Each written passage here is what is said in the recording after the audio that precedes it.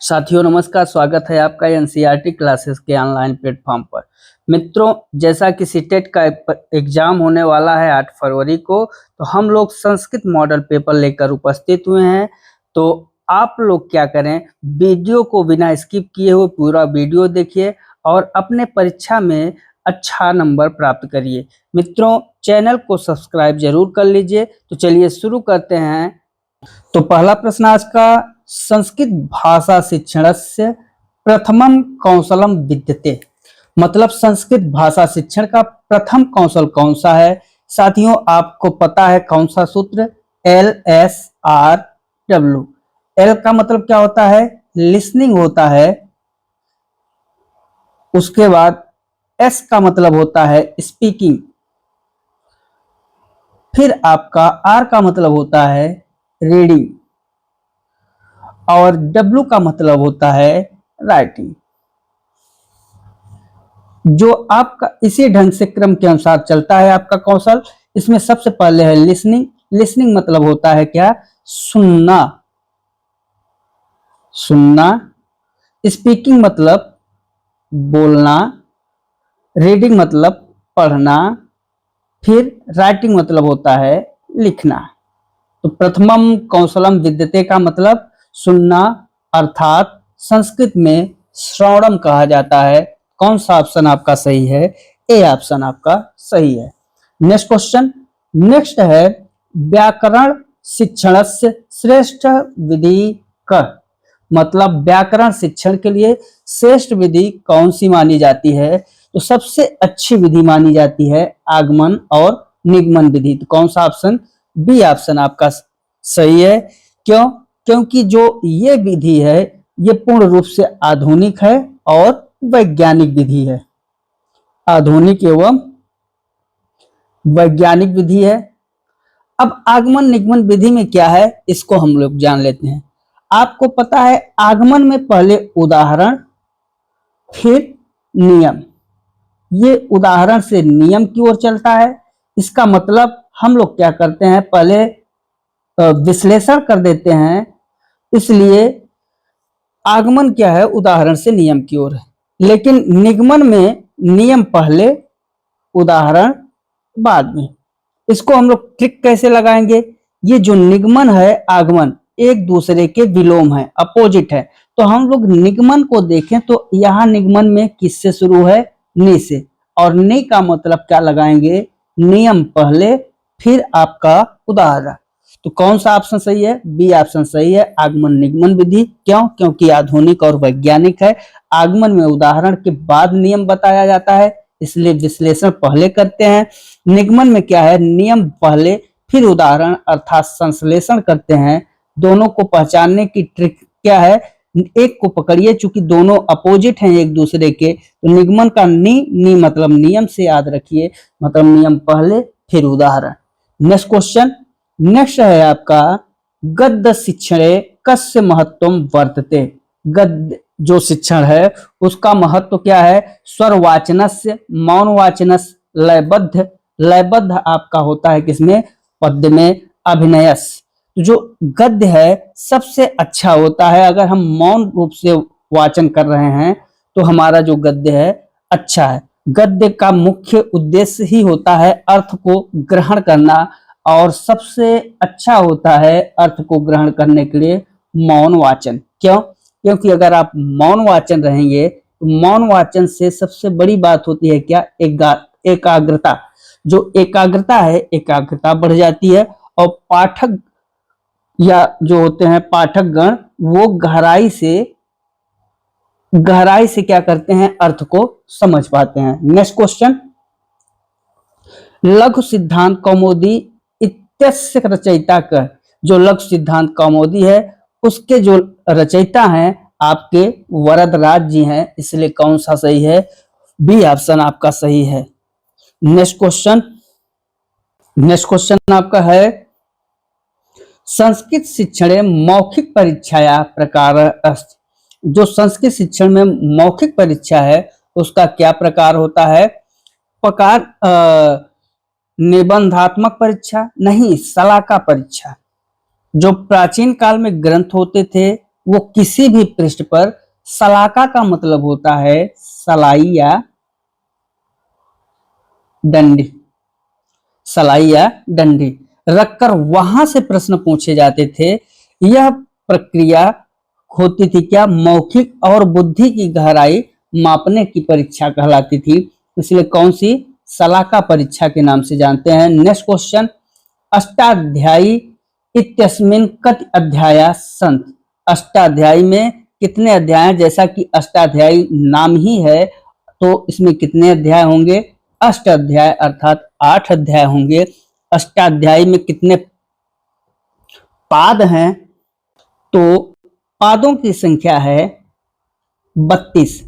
प्रत्येक अध्याय में 4 पाद हैं। प्रत्येक अध्याय में कितने पाद हैं, 4 पाद। 8 अध्याय हैं तो इन दोनों का गुणा करेंगे तो 8 चौक 32 अर्थात टोटल 32 पाद हैं। नेक्स्ट क्वेश्चन आपका, अष्टाध्यायी रची किसके द्वारा गई है, तो पाणिनि के द्वारा। कस्मिन् विधौ शिक्षकः सक्रियः छात्रः च निष्क्रियः अभवत्, कौन सी विधि है जिसमें शिक्षक सक्रिय रहता है और छात्र निष्क्रिय रहता है। यहाँ छात्र के निष्क्रिय होने का मतलब सुनने से है, छात्र सिर्फ सुनता है और शिक्षक बोलता है, तो कौन सी विधि हो जाती है, लेक्चर अर्थात व्याख्यान विधि। कौन सा ऑप्शन, बी ऑप्शन आपका सही है। क्योंकि जो व्याख्यान विधि है ये शिक्षक केंद्रित होती है, इसमें शिक्षक बोलता है और छात्र सिर्फ सुनते हैं, इसलिए छात्र क्या रहते हैं, निष्क्रिय कंडीशन में होते हैं। नेक्स्ट क्वेश्चन, संस्कृत भाषा या लिपि का अस्ति, जो संस्कृत भाषा है उसकी कौन सी लिपि है, संस्कृत भाषा की लिपि है आपकी देवनागरी। कौन सी लिपि, देवनागरी। ये संस्कृत की भी है और हिंदी की भी है, इसलिए कंफ्यूज ना होइएगा, दोनों जगह इसका उपयोग आप लोग प्रयोग करेंगे। नेक्स्ट क्वेश्चन, नेक्स्ट है त्रिभाषा सूत्रे संस्कृतस्य स्थानम वर्तते, राजभाषा, मातृभाषा, वैकल्पिक भाषा या अनिवार्य भाषा। आपका जो त्रिभाषा सूत्र है उसमें संस्कृत का जो स्थान है एक वैकल्पिक भाषा के रूप में है। कौन सा ऑप्शन आपका सही होगा, सी ऑप्शन आपका सही हो जाएगा। नेक्स्ट, नाटक शिक्षण से सर्वश्रेष्ठ विधि अस्ति, नाटक शिक्षण में सर्वश्रेष्ठ विधि कौन सी है, तो कक्षा में अभिनय करना ही नाटक कहलाता है, तो कौन सा है आपका सही, इसमें सी ऑप्शन कक्षा अभिनय विधि, अर्थात कक्षा में हम लोग जो अभिनय करते हैं, छात्र जो वातावरण अलग हो जाता है, पात्रों से संवाद करते हैं, बोलते हैं, उसी को कक्षा अभिनय विधि कहते हैं। यह कम खर्चीली होती है और छात्र नाटक के भावों को आसानी से समझ पाते हैं। तो कौन सा ऑप्शन, सी ऑप्शन आपका सही है। नेक्स्ट, चतुर्विध भाषा कौशलानाम क्रम अस्ति, सबसे पहले जो भाषा के 4 कौशल हैं उनका क्रम क्या है, हमने बताया है आपको। सबसे पहले हमें क्या है, एल, एल का मतलब लिसनिंग अर्थात सुनना।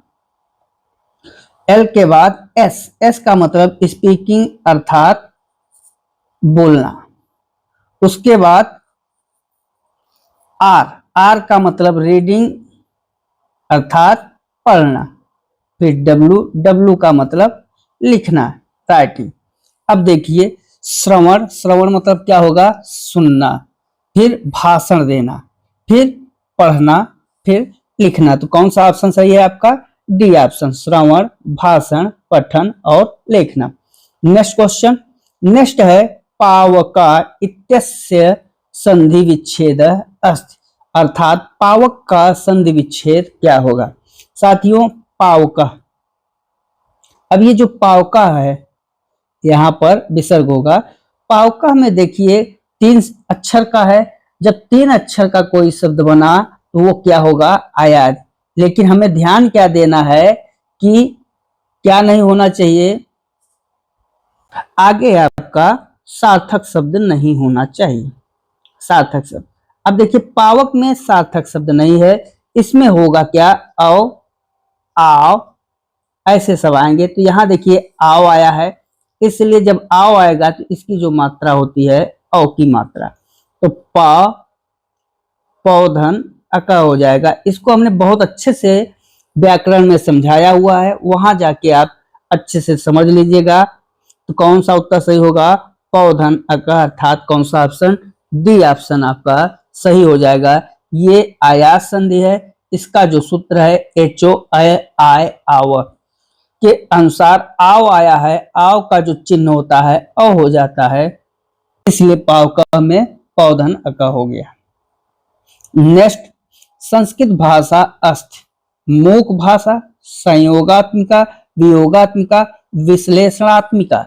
संस्कृत भाषा कैसा है? संस्कृत भाषा जो है संस्कृत शब्द के साथ विभक्ति भी जुड़ी होती है, इसलिए जो संस्कृत भाषा है कैसा है? संयोगात्मिका, मतलब संयोग का मतलब जुड़ना, और इसके शब्दों के साथ क्या होता है? विभक्तियों का भी जोड़ होता है, इसलिए संयोग हुआ। जबकि हिंदी कैसी है?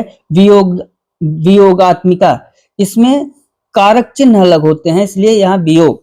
नेक्स्ट क्वेश्चन, दृश्य शब्द साधनम अस्थ। दृश्य शब्द साधन कौन सा है? मानचित्रम, दूरदर्शन, श्यामपट और आकाशवाणी। तो जो दूरदर्शन है, दूरदर्शन को आप देख भी सकते हैं, सुन भी सकते हैं, इसलिए ए ऑप्शन आपका सही हो जाएगा। नेक्स्ट क्वेश्चन, नेक्स्ट है उपचारात्मक शिक्षणम क्रियते।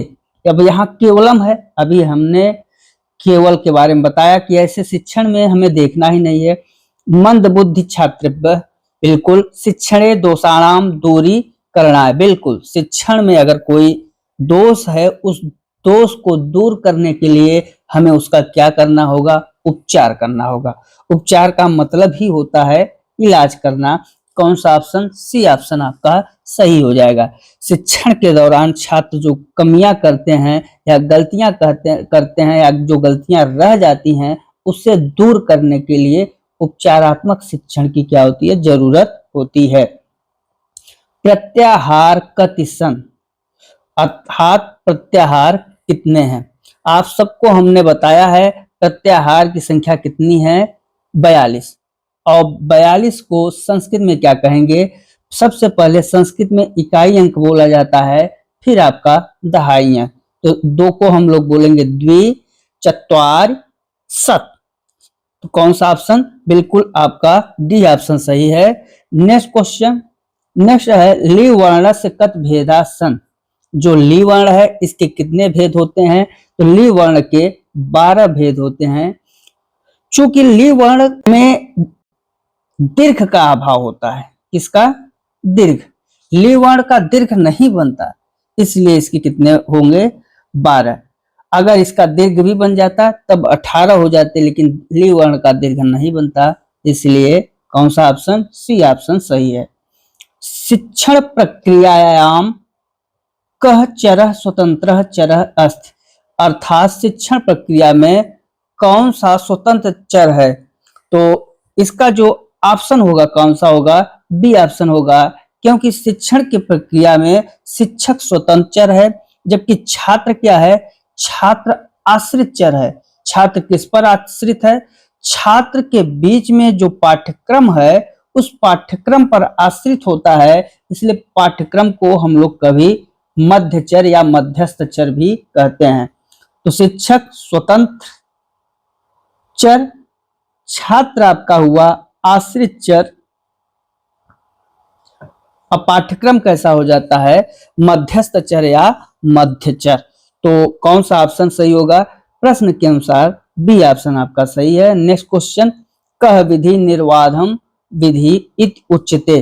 पाठ्यपुस्तक विधि, व्याकरण विधि, अनुवाद विधि और प्रत्यक्ष विधि। कौन सी विधि है जो कि निर्वाधम विधि, मतलब पूर्ण रूप से किसी एक भाषा से दूसरी भाषा में सिखाई जा सकती है? तो अगर आप हम लोग बताएं, प्रत्यक्ष विधि जो होती है, प्रत्यक्ष विधि सबसे अच्छी विधि मानी जाती है। दूसरी भाषा का अनुवाद किए बिना सीधे उसी भाषा में सिखाना किस विधि में है? आपका प्रत्यक्ष विधि में। कौन सा ऑप्शन? डी ऑप्शन सही है। नेक्स्ट क्वेश्चन, अष्टाध्यायी कस्य ग्रंथ अस्त। जो अष्टाध्यायी है कैसा ग्रंथ है? आपको पता है अष्टाध्यायी लिखी किसके द्वारा गई है? पाणिनि के द्वारा। पाणिनि ने जो अष्टाध्यायी लिखी है ये मुख्यतः व्याकरण शास्त्र पर आधारित है। इसमें कितने अध्याय हैं? अध्याय की संख्या है 8। प्रत्येक अध्याय में पादों की संख्या, प्रत्येक अध्याय में कितने पाद? प्रत्येक अध्याय में पाद कितने हैं? 4। तो टोटल पादों की संख्या कितनी हो गई? पादों की संख्या 32। श्लोक लगभग,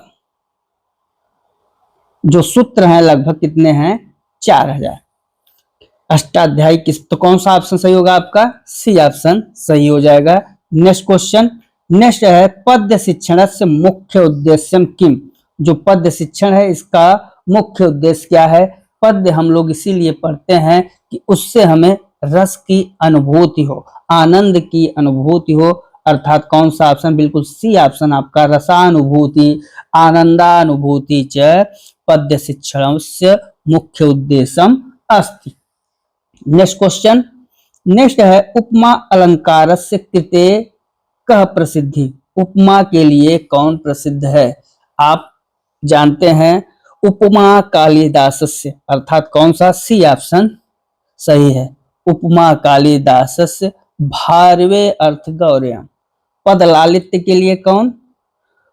पद लालित्य के लिए दंडी जी लालित्य, उपमा के लिए कालिदास, भारवी अर्थ गौरवम के लिए, अर्थ गौरव के लिए।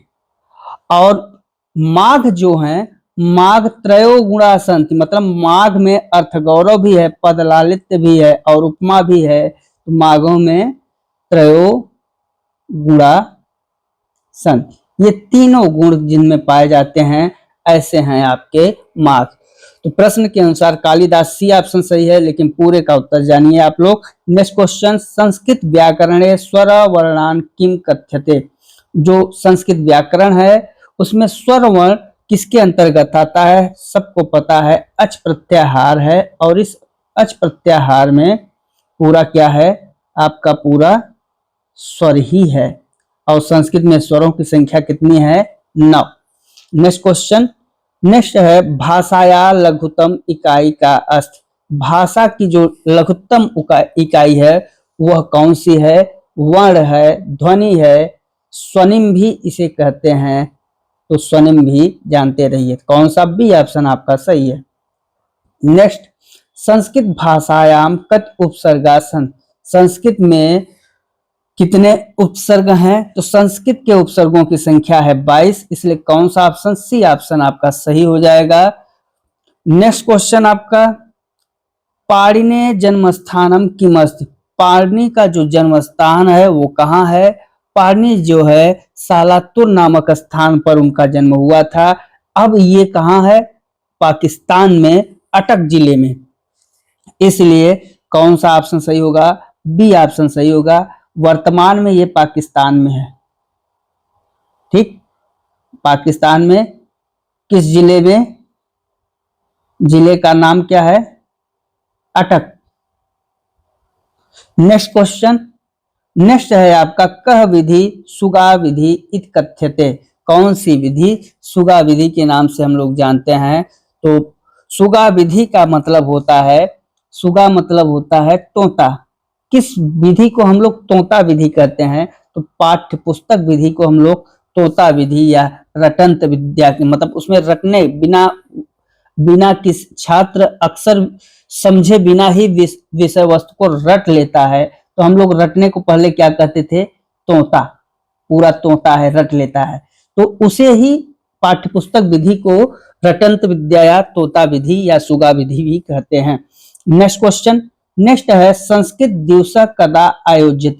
जो संस्कृत के दिन है वो कब आयोजित होते हैं?